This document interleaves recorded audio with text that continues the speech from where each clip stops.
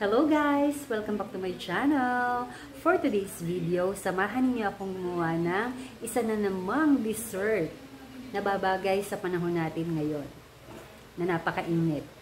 Dahil tagmangga po ngayon, samahan niyo akong gumawa ng isang dessert na masarap, madali at hindi mahirap hanapin ang mga sangkap. Ano pang hinihintay natin? Tara, samahan na ninyo ako. Let's go! Ang una po natin gagawin, babaakin natin ang ating mga mangga. Matapos po natin baakin, tanggalin po natin ang laman sa kanyang balat. Gamit po ang isang baso. Isa po ito sa paraan para madali nating ihiwalay ang laman sa balat ng mangga. At pagkatapos po natin gawin ito, hihiwain na po natin ng pakwadrado ang ating mga laman ng mangga. Ayan po, habang naghihiwa po tayo ng mangga, paki-comment naman po sa ibaba kung taga saan po kayo at kung ano po ang inyong pangalan. Para sa susunod po na upload natin, mai-shoutout ko po ang inyong pangalan. At eto na po, tapos na po nating hiwain ng pakwadrado ang ating mga mangga. Meron po ako ditong 5 cups ng tubig. Tutunawin ko po ang ating magic gulaman. Ang ginamit ko po ditong gulaman ay yung may flavor. Pero kayo po ang bahala kung may flavor or unflavored ang gagamitin ninyo. Ayan, at tutunawin lamang po natin ng mabuti bago po natin isasalang sa ating apoy.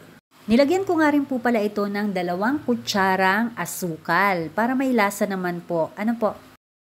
Okay na po, pwede na po natin itong isalang sa kalan. So, hihintayin lamang po natin kumulo ang ating gulaman at aahunin na rin po natin kaagad. Sa gulaman po, hindi naman po kinakailangan na kulong-kulo po talaga. Yung medyo mag-bubbles-bubbles lang po siya, okay na po yon. Hahaluin po pala natin ito occasionally para hindi po siya mamuo sa ilalim. Ayan, pwede na po nating ahunin.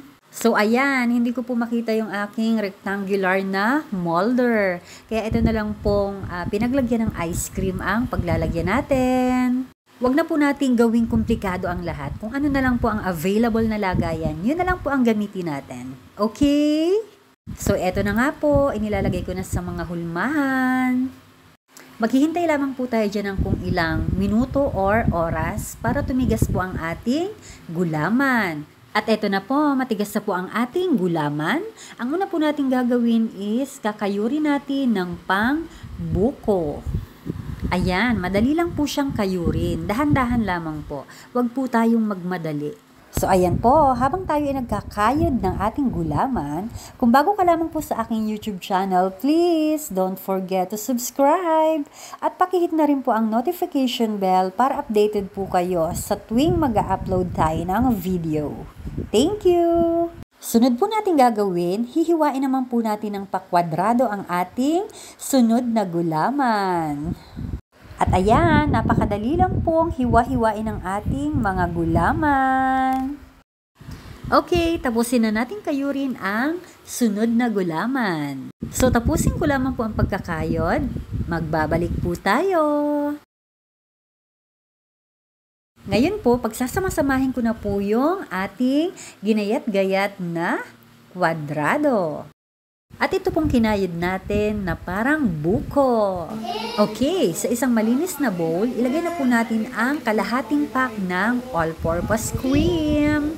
At sunod po natin ilagay ang ating evaporated milk.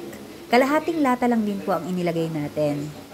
At ang ating condensed milk, kalahating lata lang din po ang ating ginamit.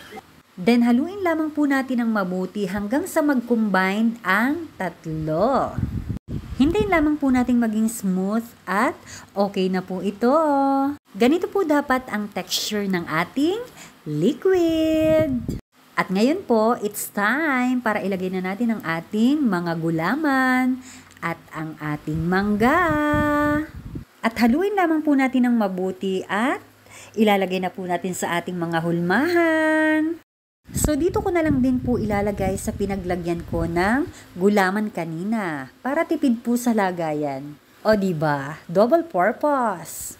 Takpan na po natin at ilagay po natin sa chiller hanggang sa lumamig bago po natin kainin para po mas masarap. Ito na po ang ating Jello Mango dessert. So yung iba po inilagay ko po muna sa ref para mag-chill. So nag-iwan po ako ng konti para tikman natin. Oh, napakasarap niyan. Tikman na po natin.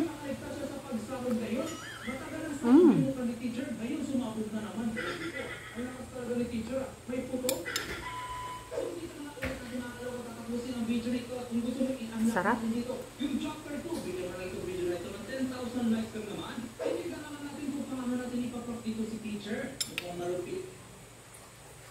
Saktong-sakto lang po ang inilagay nating mga pampalasa.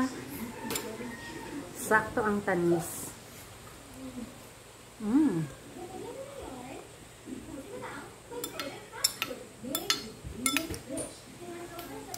Ang ginamit ko po ditong evaporated milk is yung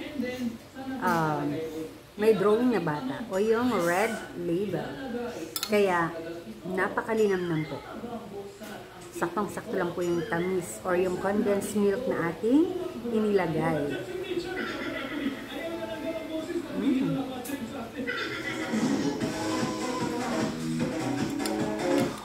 Sarap. Kaya ano pang hinihintay ninyo? Subukan nyo na po ang ating mango jelly salad. Napakasarap. Swak na swak po ito sa panahon natin ngayon na napakainit. At kung meron din po kayong mga okasyon na nangangailangan ng dessert, eto na po ang sagot. Subukan nyo na po. Thank you for watching, guys. See you all again next time. Bye! Like and subscribe!